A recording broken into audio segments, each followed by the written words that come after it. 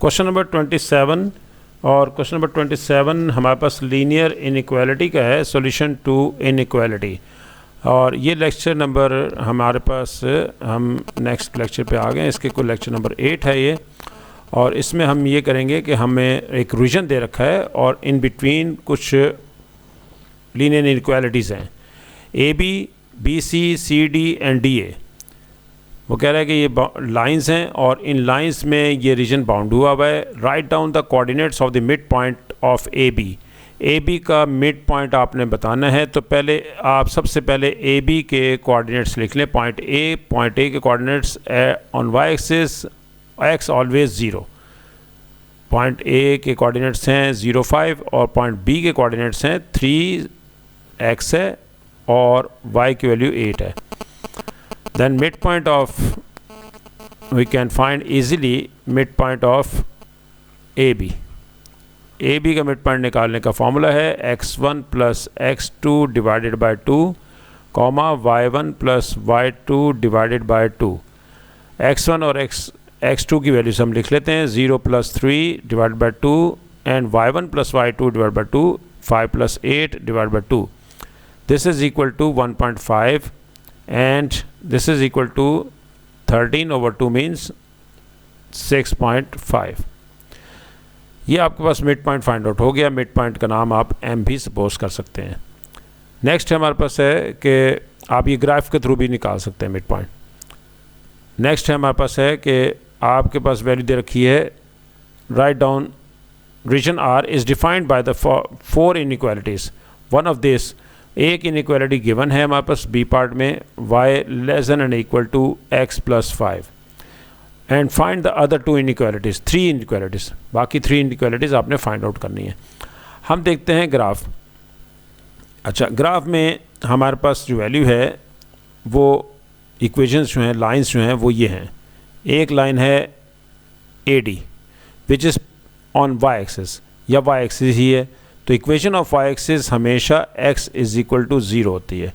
और अगर हम देखें कि रीजन तो इनसाइड है, राइट साइड पे है, तो राइट साइड पे तो x ग्रेटर होता है। देख लें, x की वैल्यू 1 है पहले, फिर x की वैल्यू 2 है, x की वैल्यू 3 है, तो x इंक्रीज़ कर रहा है। तो राइट साइड पे x इंक्रीज़ करता है, तो इसलिए हम ये लिखेंगे राइट पे x इज़ ग्रेटर दैन 0। ये फर्स्ट इनइक्वालिटी हमारे पास आ गई, x ग्रेटर दैन 0। सबसे पहले लाइन की इक्वेशन निकालनी होती है, फिर हम देखते हैं कि ये ग्रेटर है कि ये लेस है। और हमें अब नेक्स्ट हमारे पास इक्वेशन लाइन है डीसी लाइन की हमारे पास इक्वेशन बन सकती है आसानी से अगर हम निकालना चाहें तो, और वो ये है कि अगर हमारे पास डीसी लाइन पैरेलल है एक्स एक्सिस के, because it is parallel to X axis और एक्स एक्सिस के ये पैरेलल है, तो हम डीसी लाइन पैरेलल है एक्स एक्सिस के, और जब कोई लाइन एक्स एक्सिस के पैरेलल हो तो हमेशा उसमें इक्वेशन y होती है, y की वैल्यू होती है। y हमें यहाँ पर y लाइन पास कर रही है, ये लाइन 4 से पास कर रही है, तो इसलिए इसकी इक्वेशन होगी y is equal to 4। Equation of straight line, वो हम अगर x एक्सिस के पैरेलल हो लाइन तो फिर हम y इज़ इक्वल टू लेते हैं। ये line y is equal to जहाँ से भी पास करेगी, 4 से पास करेगी तो y इज़ इक्वल टू 4, क्योंकि ये पैरेलल है x एक्सिस के। और अब रीजन इसका देखा जाए तो रीजन है अबव, यानी कि जहाँ पर y इंक्रीज़ कर रहा है। देखें, y 4, फिर 5, फिर 6, फिर 7, फिर 8, तो इसका मतलब ये है कि y ग्रेटर दैन 4 है। ये y greater than 4 equation of straight inequality. Next हमारे पास आ गई y is greater then 4, y is greater then 4 क्योंकि ये रीजन जो है वो अबव है y से। अब एक और स्ट्रेट लाइन है और वो स्ट्रेट लाइन है BC। ये BC लाइन अगर आप देखें तो ये भी पैरेलल टू y एक्सिस है और परपेंडिकुलर टू x एक्सिस है। देखें, ये x एक्सिस से पास कर रही है, किस पॉइंट से पास कर रही है, 3 से, तो ये 3 से पास कर रही है लाइन, इसलिए हम इसे इसकी इक्वेशन जब लेंगे तो x इज़ इक्वल टू 3 लेंगे, क्योंकि ये line parallel to y axis है। तो हमेशा जब y एक्सिस के पैरेलल होगी तो इक्वेशन हमेशा x की होगी, और जब x एक्सिस के पैरेलल होगी तो इक्वेशन होगी y की। अब देखना ये है कि इसकी इनइक्वालिटी क्या है। अब ये है रीजन लेफ़्ट पे, सारा रीजन लेफ़्ट पे है, तो लेफ़्ट पे है तो लेफ़्ट पे तो x डिक्रीज़ होता है, 3 के बाद 2 आएगा, 2 के बाद 1 आएगा, 1 के बाद 0 आएगा एंड सो ऑन। तो इसका मतलब ये इनइक्वालिटी बनेगी x लेस दैन 3। अब लास्ट रह गई, लास्ट इक्वेशन हमारे पास ये दे रखी है जो कि इंक्लाइंड है, और ये इंक्लाइंड हमेशा एक्स और वाई में होती है। शायद ये इसकी इक्वेशन गिवन है, इसकी इक्वेशन हमारे पास गिवन है। ये equation y is equal to y is less than and equal to x plus 5, y is less than equal to x plus 5, ये इसकी इक्वेशन है। और हमें ये भी कंफर्म इस तरह से भी होता है कि इसका y इंटरसेप्ट 5 है, और y इंटरसेप्ट देख लें, ये इस लाइन पे ये 5, ये लाइन 5 पे मीट कर रही है। तो और इसके ये है भी लेस देन और इक्वल टू, ये गिवन था। बाकी हमें 3 इनइक्वालिटीज़ का कहा था, वो हमने निकाल दी, 1, 2 और 3। ये 3 इनइक्वालिटीज़ थी इसकी जो फाइंड आउट करनी थी, यही इसके आंसर्स हैं। और फर्स्ट इसका आंसर था 1.5 और 6.5, सेकंड आंसर बी पार्ट है। Next question number 28, question number 28 हम करते हैं। क्वेश्चन नंबर 28 करने से पहले मैं आपसे क्वेश्चन ले लेता हूँ कि क्वेश्चन जो है वो पिछला आपको कुछ पूछना तो नहीं उसमें। नेक्स्ट क्वेश्चन नंबर 28 क्वेश्चन में वही कह रहा है कि हमें बहुत सिंपल है, ये भी मिड पॉइंट फाइंड आउट करना है। मिड पॉइंट निकालने का तरीका आपको आता है, और फार्मूला हम पहले लिख देते हैं, x1 plus x2 divided by 2 and y1 plus y2 divided by 2। Values हम इसमें लगा देते हैं। पहली वैल्यू है -8 plus 4 divided by 2, second value है 10 plus 1 divided by 2। First value आपके पास आ गई -4/2 एंड सेकेंड आ गई 11/2।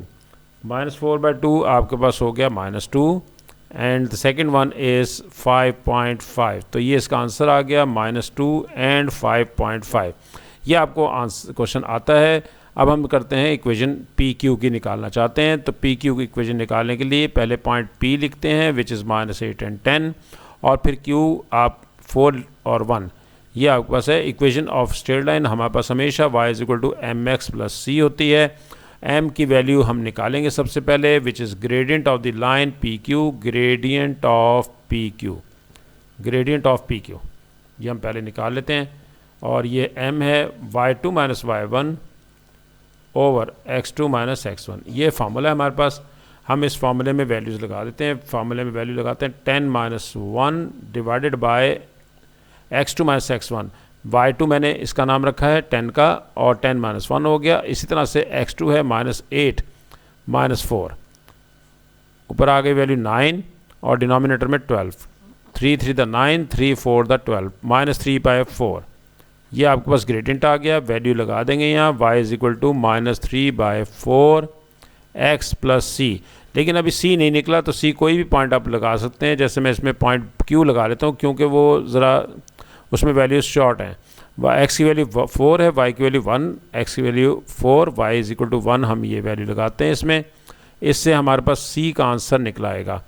वैल्यू ऑफ c हमारे पास आ जाएगी। अगर हम इसको लेफ्ट हैंड साइड पर कर देते हैं, आंसर भी आपको सामने आ गया है। c का आंसर आ गया 4। ये c का आंसर हम इक्वेशन नंबर 1 में लगा देते हैं, और आंसर हमारे पास आ जाएगा -3/4 x प्लस 4। यही इसका आंसर है। इक्वेशन ऑफ स्ट्रेट लाइन आप पॉइंट में भी दे सकते हैं, और ना दें तो ज़्यादा बेहतर है कि पॉइंट में आप मिस्टेक कर सकते हैं। पेपर 1 का क्वेश्चन है ये, इसके आंसर्स तो दोनों के। Next question number 29। Question number 29 में हमें ग्रेडियंट मांगा है। तो ग्रेडियंट निकालने के लिए पहले इसको इस फॉर्म में लेकर आएंगे, यानी कि y निकालेंगे। y को सब्जेक्ट बनाना पड़ता है। किसी भी स्ट्रेट लाइन की इक्वेशन अगर आपके पास दे रखी है, तो हम उससे पहले y को सब्जेक्ट बनाएंगे, और y सब्जेक्ट बनाने के बाद उसका जो कोफिशिएंट है वो 1 करेंगे। 1 करने के लिए सारी इक्वेशन को हम 3 से डिवाइड करेंगे, क्योंकि यहाँ पर 3 है इसका कोफिशिएंट। 3 से हमने इसको डिवाइड कर दिया, 3 कैंसिल हो गया। y is equal to -1 over 3x plus 1, y is equal to mx plus c।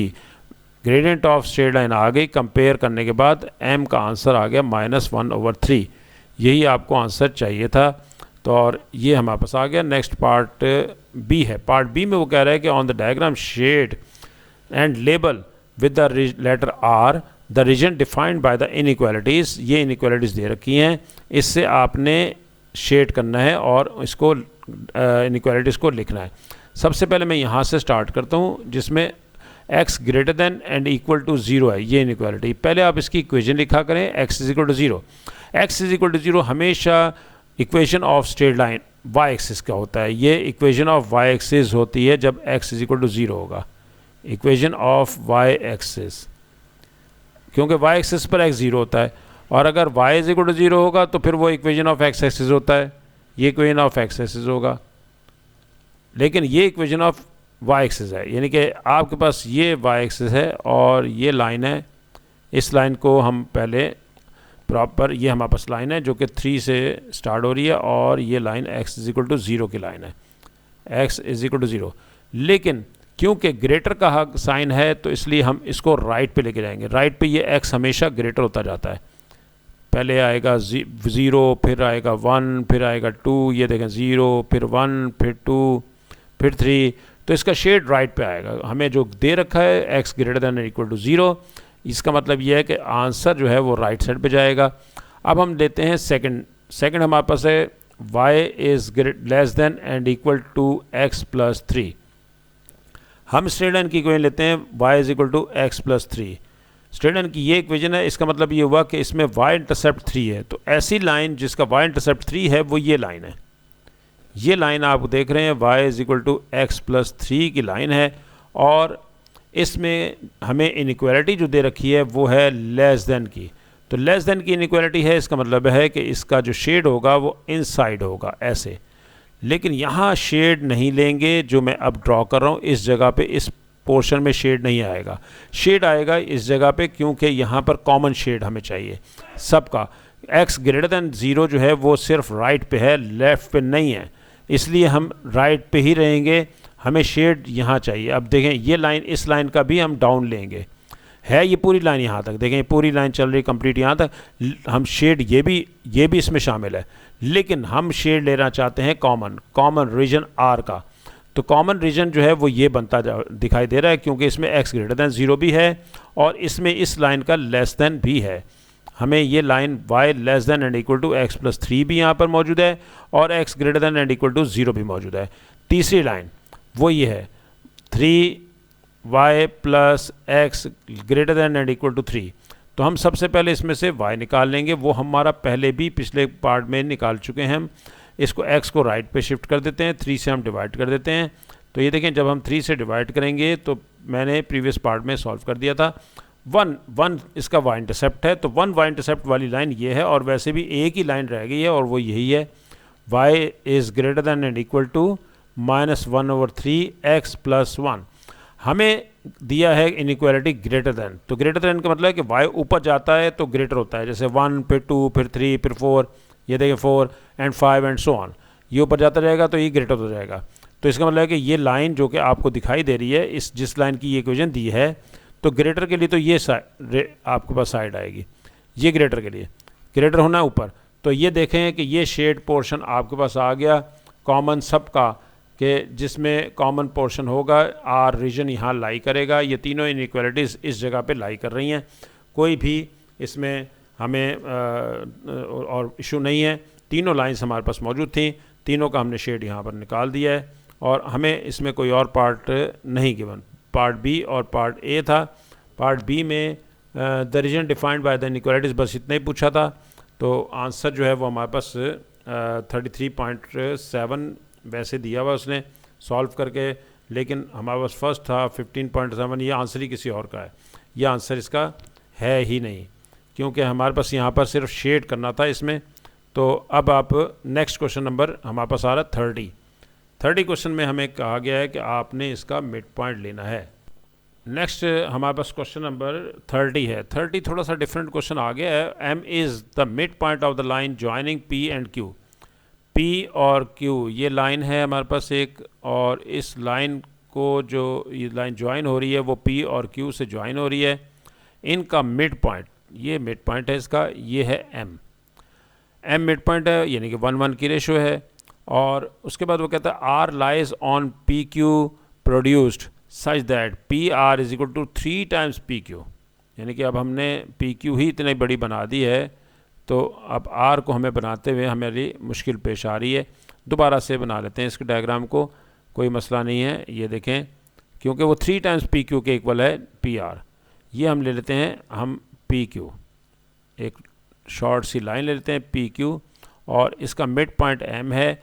वो कह रहा है कि अगर हम इसको एक्सटेंड करें तो ये एक्सटेंड होने पर जो PR बनेगा, R इसी लाइन पर लाई करता है, और पॉइंट वो PQ का 3 टाइम्स है।